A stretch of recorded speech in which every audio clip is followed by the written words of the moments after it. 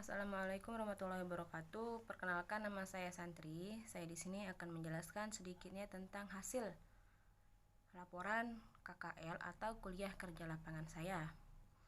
Saya dari Universitas UIN Raden Fatah Palembang, Fakultas Ilmu Tarbiyah dan Keguruan, Prodi PGMI. Saya PGMI 06, NIM 1930201214. Di dalam laporan tersebut berisi yang pertama latar belakang, yang kedua ruang lingkup, yang ketiga kompetensi KKL, tujuan KKL, manfaat KKL. Bab 2, hasil dan pembahasan observasi kuliah kerja nyata, kuliah kerja lapangan. A. Deskripsi hasil observasi, profil sekolah, pelaksanaan pendidikan karakter, pengembangan kurikulum, proses pembelajaran, kompetensi lulusan, sumber daya manusia, pendidik dan tenaga kerja, sarana dan prasarana, manajemen sekolah, budaya sekolah, keunggulan sekolah dan prestasi sekolah, kegiatan ekstrakurikuler. Yang terakhir, kesimpulan dan rekomendasi. Baiklah, saya akan menjelaskan sejarah berdirinya SMKN Negeri 4 Pangkal Pinang. Profil sekolah, visi dan misi. Visi menghasilkan tamatan berwawasan masa depan yang berakhlakul karimah, unggul dalam IMTAQ dan IPTEK. Misi 1. Memberdayakan seluruh sumber daya sekolah untuk membentuk kepribadian muslim yang sesuai dengan Qadiyah Muhammadiyah. Yang kedua, membekali peserta didik ilmu, pengetahuan, dan teknologi yang berorientasi pada kecakapan hidup.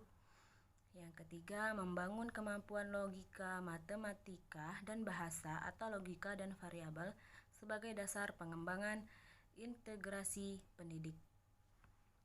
Yang keempat, membentuk peserta didik mampu mewujudkan masyarakat Islam yang sebenar-benarnya. Yang kelima, mengembangkan SDM profesional dan kooperatif yang berbasis teknologi informasi dan berwawasan lingkungan. Yang keenam, membangun jaringan kerja yang harmonis dengan orang tua, masyarakat, dan pemerintah. Nah, tujuannya terbentuknya tamatan yang berkepribadian baik atau islami, terwujudnya tamatan yang menunjung tinggi nilai-nilai kejujuran, objektivitas, dan tanggung jawab. Yang ketiga, meningkatnya mutu lulusan sesuai dengan standar kompetensi lulusan. Yang keempat, terbentuknya peserta didik yang mampu bersaing di tingkat nasional dan internasional. Yang kelima, terwujudnya kader persyarikatan yang tangguh.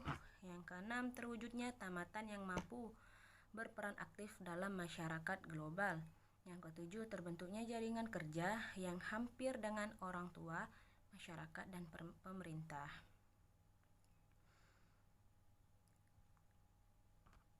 Nah, saya akan melanjutkan penjelasan tentang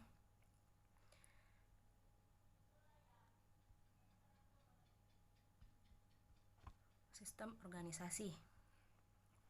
Struktur organisasi SMA Muhammadiyah. Struktur organisasinya di sini jumlah peserta didik SMK Negeri 4 Pangkal Pinang tahun pelajaran 2018 atau 2019 total sebanyak sekitar 1.107 peserta didik. Peserta didik tersebut terbagi dalam berbagai tingkatan kelas.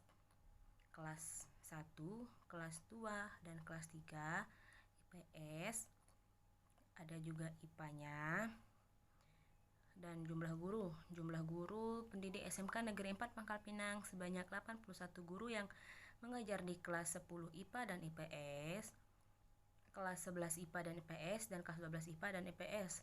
Selain itu, jumlah tenaga pendidik SMK Negeri 4 Pangkal Pinang sebanyak 31, diantaranya pustakawan, laboratorium, staf administrasi sekolah atau TU, pengawas UKS, pegawai lab, TIK, dan sebagainya.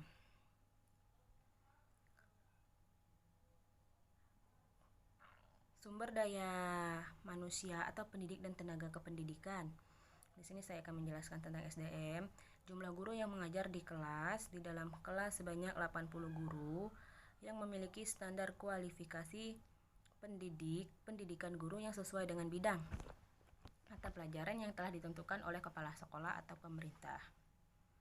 Guru harus mampu meningkatkan, mengembangkan kompetensi yang dimilikinya.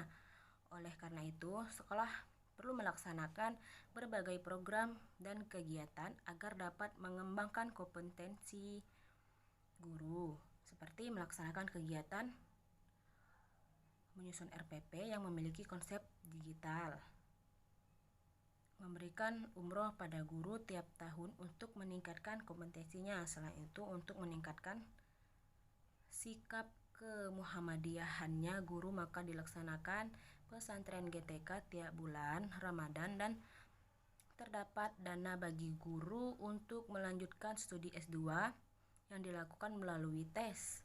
Semua itu dilakukan sekolah agar dapat meningkatkan dan mengembangkan kompetensi guru. Sarana dan prasarananya,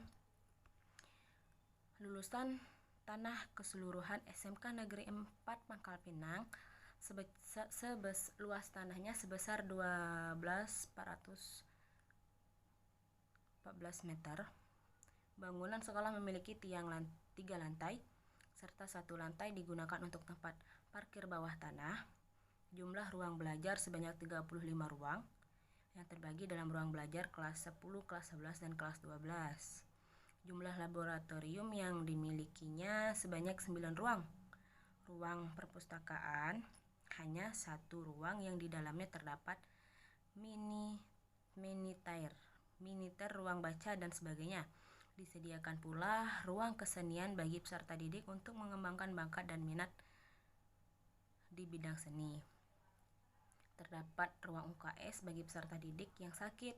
Selain itu, tentu ada ruang guru, ruang kepala sekolah, dan ruang tata usaha. Kondisi bangunan yang dimiliki sekolah masih terawat dengan baik dan terdapat bangunan yang sedang direnovasi. Sarana olahraga yang terdapat di sekolah itu adanya lapangan basket, tempat beribadah, lapangan voli, lapangan bola. Nah, SMK Negeri 4 Pangkal Pinang ini sangat berkompetensi tinggi, dan lulusan mahasiswa di situ, murid-murid di situ juga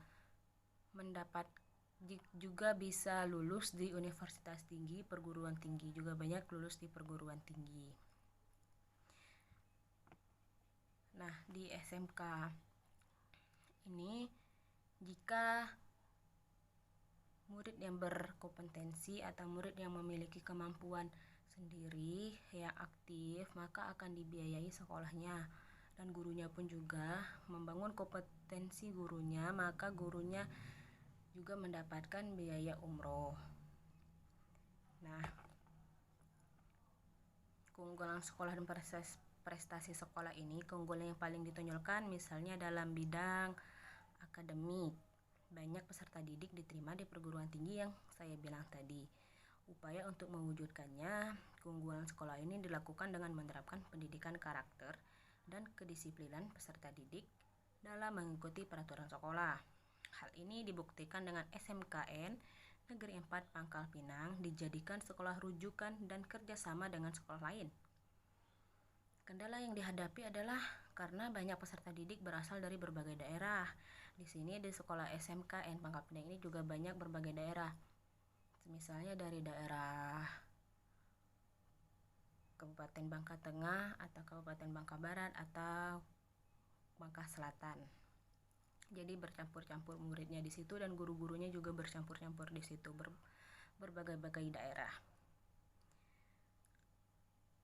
Biarpun berbagai-bagai daerah, latar belakangnya berbeda, sehingga penerapan pendidikan karakter secara perlahan dengan melakukan wawancara pada saat penerimaan peserta didik baru. Kegiatan ekstrakurikulernya, kegiatan ekstrakurikuler yang terdapat di sekolah ini sebanyak 13 ekstrakurikuler. Di antaranya Paskibra, Pramuka, PMR, paduan suara, olahraga, fotografi, dan lain-lain. Bentuk-bentuk kegiatan ekstrakurikuler terbagi menjadi 2, yaitu akademik dan non-akademik. bentuk akademik seperti OSN per mata pelajaran, sedangkan bentuk non-akademik seperti kesenian dan olahraga. Pelaksanaan kegiatan ekstrakurikuler biasanya dilakukan setelah jam pelajaran berakhir atau setelah pulang sekolah. Dukungan dari orang tua terhadap kegiatan ekstrakurikuler sangat mendukung anaknya mengikuti kegiatan ekstrakurikuler, diharapkan dapat mengembangkan sesuai kemampuannya dan bakatnya tersendiri. Nah, kesimpulan dan rekomendasi. Kesimpulannya berdasarkan hasil observasi yang dilakukan selama kegiatan kuliah kerja nyata lapangan di SMKN Negeri 4 Pangkal Pinang, dapat disimpulkan bahwa SMKN ini merupakan sekolah unggulan yang terdapat di Kota Pangkal Pinang yang berbasis kemuhamadiyahan. Program pengembangan pendidikan karakter yang diterapkan di SMKN ini diantaranya identifikasi karakter peserta didik.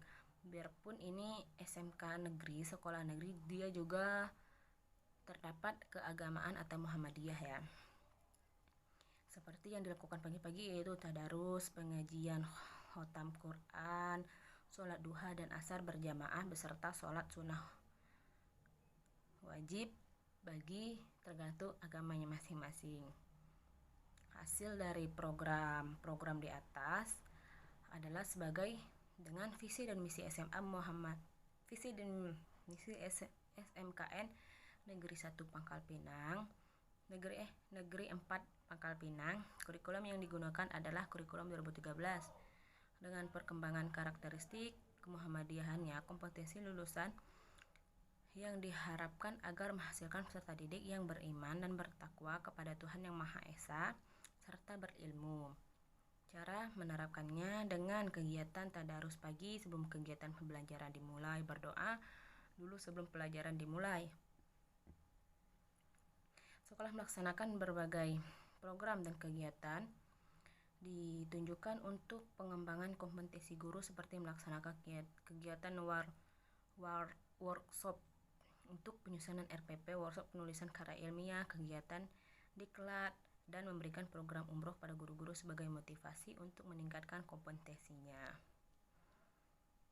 Nah, rekomendasi yang dapat saya berikan untuk menjadi bahan evaluasi bersama diantaranya mengenai ketetapan waktu untuk menuju lokasi waktu observasi di sekolah lebih diperpanjangkan agar dapat menentukan permasalahan yang dapat digali dan menjadi bahan untuk pembelajaran bersama.